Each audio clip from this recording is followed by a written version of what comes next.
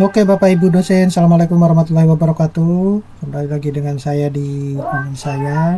Nah, ini ada informasi yang akan saya sampaikan. Saya mengutip dari paparan yang disampaikan oleh Prof. Zudan, ya, Kepala BKN, eh, per tanggal 7 Agustus kemarin. Video ini sebenarnya sudah saya buat lama, tapi baru saya upload hari ini.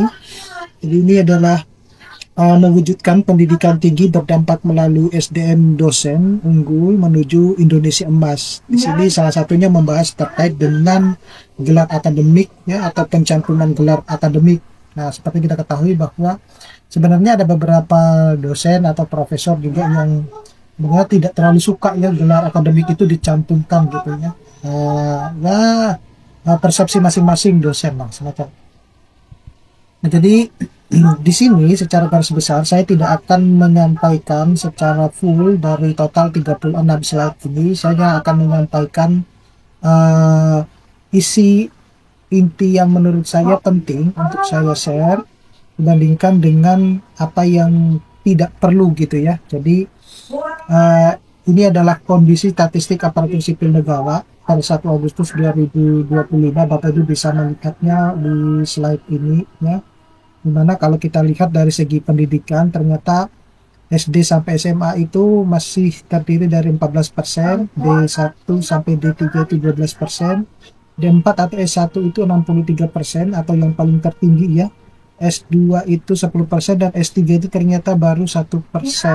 Gitu. Nah, ini yang menandakan bahwa aparatur sipil negara itu perlu juga harus meningkatkan kualifikasi pendidikannya, ya.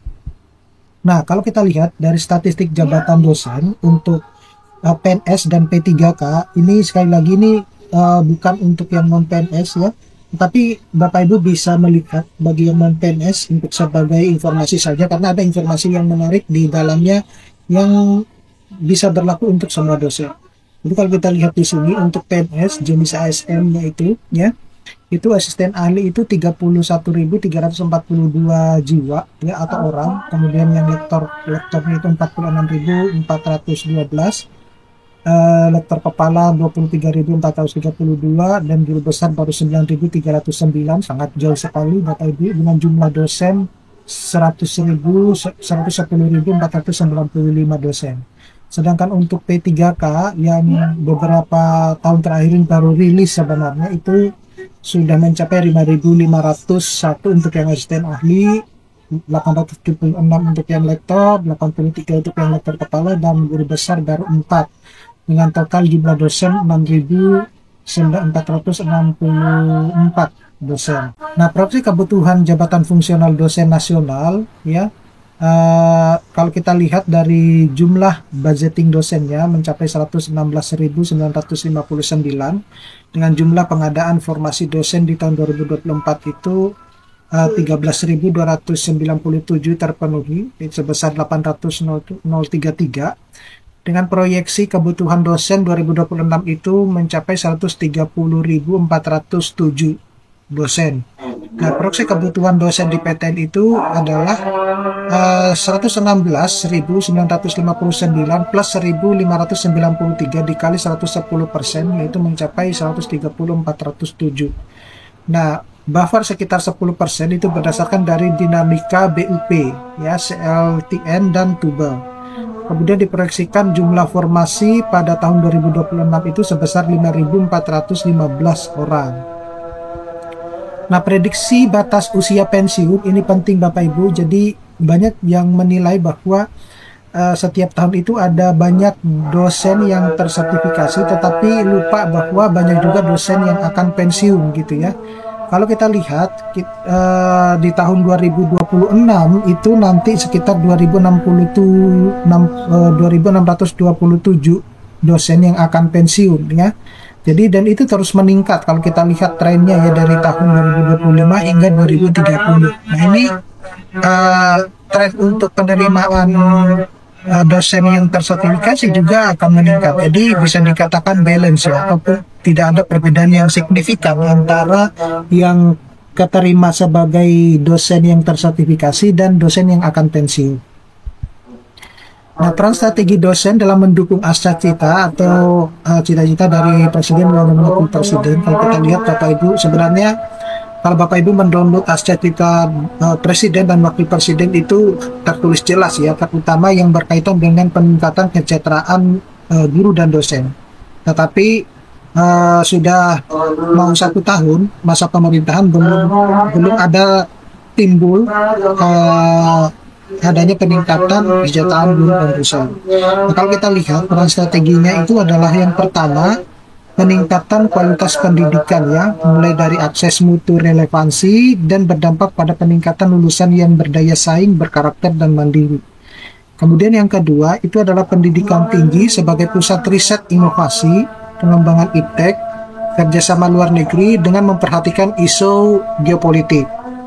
Yang ketiga itu dosen sebagai penggerak utama pengajaran dan pengembangan ekonomi syariah, ekonomi digital, ekonomi hijau, dan ekonomi biru yang berdampak nyata pada perekonomian masyarakat lokal.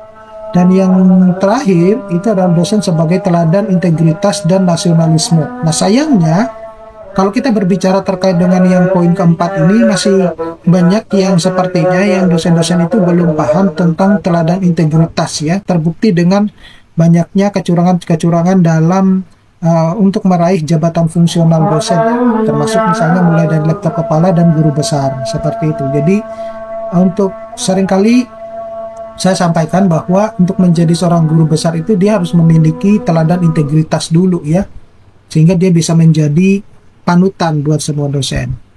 Nah kemudian ini syarat kenaikan jabatan akademik dosen ya. Kalau kita lihat ini sebenarnya kan berlaku untuk PNS ya, tapi yang non PNS bisa juga melihat dari segi ini ya. Nah tentu bagi teman-teman dosen yang sudah bergelar doktor misalnya, itu diharapkan bisa menjadi profesor di kemudian hari gitu ya, tapi dengan cara-cara yang logis gitu. Nah kalau kita lihat di sini syarat umumnya itu paling kurang 4 tahun dalam jabatan terakhir. Nah kalau kita lihat ini sangat kontradiktif sekali dengan kebijakan yang menyebutkan bahwa untuk setiap naik angkat jabatan akademik itu butuh waktu minimal 2 tahun gitu. Nah sedangkan di aturan BKN itu 4 tahun. Jadi ini Bapak Ibu akan berpengaruh juga terhadap waktu ketika kita ingin meningkatkan karir kita ya gitu. Jadi ingin menjadi profesor di usia muda itu agak sedikit lama gitu. Nah kemudian nilai prestasi kerja paling kurang bernilai baik dalam 1 tahun terakhir dan memiliki integritas dalam menjalankan tugas. Nah syarat tambahan untuk yang menjadi lektor kepala, tentu kenaikan jabatan akademik dosen untuk menjadi lektor kepala ke profesor itu harus memiliki ijazah doktor ya, seperti itu. Kemudian syarat tambahan untuk menjadi profesor yaitu kenaikan jabatan dosen, akademik dosen untuk menjadi profesor itu bisa dilakukan paling kurang 3 tahun setelah mendapatkan gelar doktor. Nah tetapi kalau kita berbicara tentang kebijakan dari Mendikti Saintek ya, Permendikbud ya, Permendikbud itu bahwa sebenarnya tidak butuh harus 3 tahun ya, ada 3 tahun memang, tapi kenyataan di lapangan itu 2 tahun pun bisa ya, tetapi dengan syarat tambahan seperti itu. Kecuali ini tadi yang sudah saya sebutkan bahwa apabila dosen yang bersangkutan memiliki karya ilmiah berprestasi tinggi setelah berperoleh gelar Dr. S3 dan memenuhi persyaratan lainnya, maka sebenarnya tidak harus menunggu 3 tahun baru boleh mengajukan. Kemudian memiliki pengalaman kerja 10 tahun sebagai dosen tetap dan memiliki publikasi ilmiah. Nah, permasalahan karir dosen itu di mana untuk PNS sendiri itu kan mengacu pada sistem SKP ya, periodik. Kemudian solusinya itu akan diakomodir di sistem. Dan angka kredit konversi ini sangat kecil bagi dosen berprestasi sehingga tidak dapat naik jabatan ke guru besar dalam waktu 10 tahun dengan mekanisme angka kredit konversi. Nah, solusinya itu akan diajukan revisi Permenpan RB Bapak Ibu. Jadi kita menunggu revisi dari Permenpan RB ini. Nah, saya harap ketika revisi itu harus melibatkan dosen yang sebenarnya lebih paham terkait dengan kenaikan jabatan akademik ini.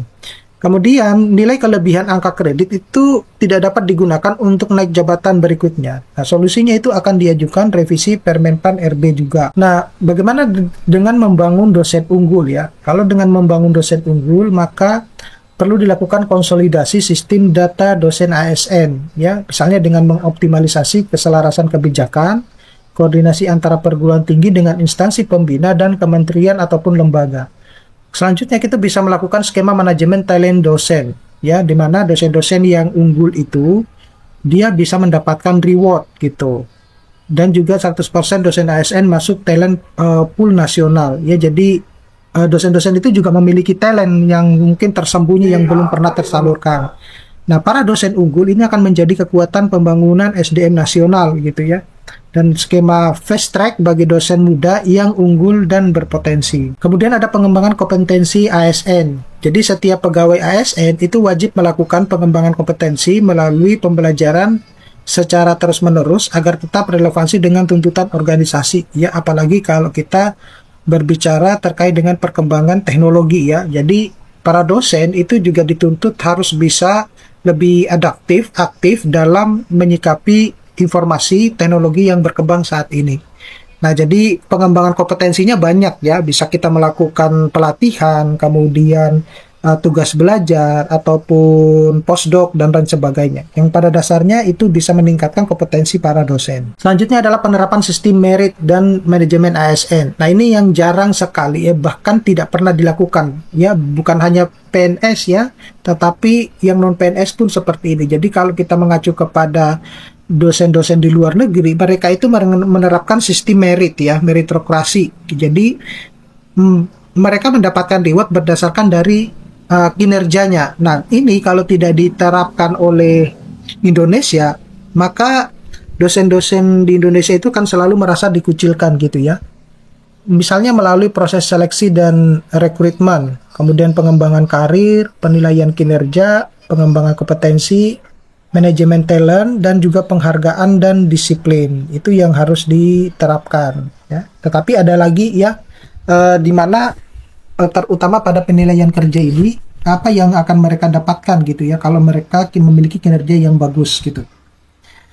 Nah, data pencantuman gelar setelah terbit SK Kepala BKN nomor 3 tahun 2025 ini adalah pencantuman gelar ya. Saya kira tidak perlu harus dibahas secara mendalam, karena banyak persepsi dosen juga itu enggan ingin mencantumkan gelarnya gitu ya. Nah, data pencantuman gelar insinyur ini juga saya agak bingung ya dengan sistem pendidikan yang ada di Indonesia ini ya. Terutama kalau yang teknik itu kan sebenarnya kan sudah insinyur gitu ya, tetapi harus ada juga pendidikan insinyur gitu. Nah, itu ya silakan disikapi masing-masing. Kemudian SDM unggul menuju Indonesia emas, ini yang sangat dikhawatirkan. Apakah kita bisa mencapai generasi emas di tahun 2045 ini ya, mengingat sepertinya pemerintah kurang begitu memperhatikan ya untuk yang sistem pendidikan ya, terutama yang berkaitan dengan kesejahteraan guru dan dosen. Nah, metode pengisian jabatan pimpinan tinggi di instansi pemerintah ya, ini pernah saya bahas juga ya, mulai dari promosi, kemudian mutasi, serta promosi dan mutasi. Nah, ini yang perlu dilakukan itu di mana ada evaluasi kerja dan uji kompetensi. Jadi kita mengisi pengisian jabatan pimpinan tinggi itu berdasarkan dari uji kompetensinya. Nah, kalau dinyatakan lulus ya berarti Bapak Ibu akan mendapatkan promosi ya dan mutasi mungkin. Nah, ini website ASN Digital. Saya kira Bapak Ibu sudah tahu ya. Ini informasi-informasi yang bisa Bapak Ibu gunakan, manfaatkan untuk mendapatkan informasi yang berkaitan dengan ASN ya, termasuk di dalamnya adalah kenaikan pangkat. Nah, ini adalah arsitektur layanan dalam ASN Digital BKN ya. Saya juga ini saya skip saja, tidak perlu harus saya bahas yang ini karena tidak terlalu penting. Produk pelayanan BKN juga dan transformasi pegawai. Nah, ini perbedaan tanggal usulan dan dengan persetujuan BKN. Bapak Ibu juga bisa harus melihat ini ya. Saya kira ini sudah pernah dibahas juga. Nah, ini alasan tidak direkomendasikan atau tidak disetujui pengisian jabatan pimpinan tinggi ya.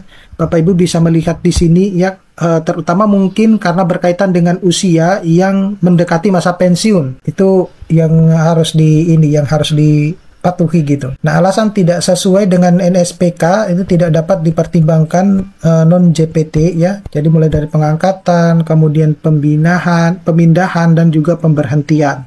Nah, selanjutnya itu adalah percepatan proses manajemen ASN ya, mulai dari tingkat layanan, persetujuan tingkat layanan 5 hari kerja ya gitu. Nah, ini cukup lama ya kalau 5 hari kerja itu ya. Sebenarnya kalau kita lebih sistemnya terstruktur itu 1 hari kerja sudah selesai sebenarnya. Kemudian direksi kebijakannya, jadi Bapak Ibu bisa baca di sini ada 4 direksi kebijakan yang dicanangkan dalam kebijakan ASNID. Prosedur mutasinya bagi teman-teman dosen yang ingin mutasi ya, ini prosesnya seperti ini.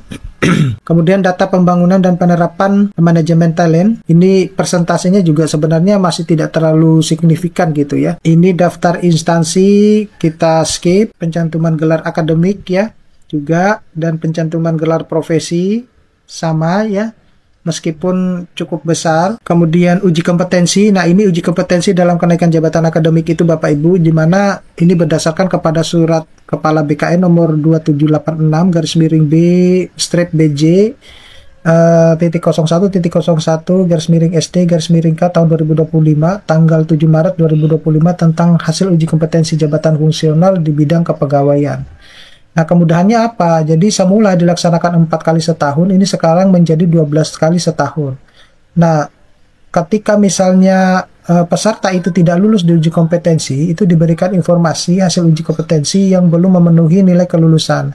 Dan tidak perlu harus mengulang dari awal, jadi cukup 1 saja atau 2 yang tidak diluluskan tersebut yang perlu diulangi. Kemudian kenaikan pangkat, ini berdasarkan pada peraturan BKN nomor 2 tahun 2025, tanggal 20 Mei tentang kenaikan pangkat PNS. Nah, Bapak Ibu bisa lihat di sini ya, termasuk untuk pangkat dan golongan dosen. Pendelegasian kewenangan ya, saya kira tidak terlalu penting di sini. Sama dengan yang ini. Nah, ini refleksi ya sistem pendidikan kita. Ini penting untuk semua kita pahami. Yang pertama itu sistem pendidikan kita itu seringkali menerapkan sistem metode atau statut standar dan satu bentuk evaluasi untuk semua siswa tanpa memperhatikan keragaman bakat dan kecerdasan mereka.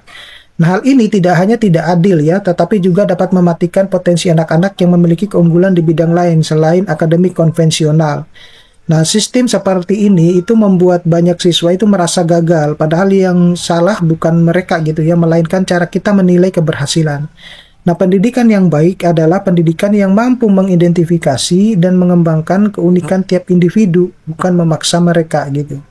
Nah, keadilan bukan tentang memberi hal yang sama kepada semua orang, tetapi memberikan apa yang mereka butuhkan untuk tumbuh dan berkembang sesuai dengan potensinya. Nah, saya kira cukup seperti itu Bapak Ibu informasi yang bisa saya sampaikan. Mudah-mudahan ini bisa bermanfaat. Nanti kita akan ketemu pada video-video berikutnya. Saya Assalamualaikum warahmatullahi wabarakatuh.